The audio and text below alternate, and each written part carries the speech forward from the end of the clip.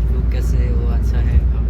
हम लोग जा रहे हैं अभी दूसरा कंपनी, लेकिन मशीन प्रॉब्लम आया और मैंने सर बोला और जाओ, थोड़ा प्रॉब्लम मशीन आया, इसलिए हम लोग जा रहे हैं अभी मशीन का सर्विस करने के लिए। और सिन में और भाई कैब बुकिंग हुआ और केरला हम लोग जा रहे हैं अभी बेंगलोर में। बेंगलोर कौन सा जगह मालूम नहीं, उसको मालूम नहीं, लोकेशन ऑलरेडी भेज दिया। कम से कम 200 मीटर होगा, 200। अभी जा रहे हैं हम लोग को कितना बजे निकला था?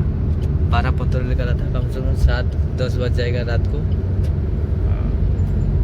ठीक है, भूख लग रहा है मेरे में, क्या करूँ अभी। सर को कॉल किया था, सर बोला खाना खा के क्यों नहीं गया। हम सर लेट हो गया इसलिए जा रहा हूँ, और तो खाना खा के ही जाना चाहिए ना, इसलिए सर बोलते सर हम आउटसाइड में खा रहा हूँ, बिल बना के कंपनी में दूंगा और कंपनी पे कर देगा। आप कैसे मौसम में अभी देखो।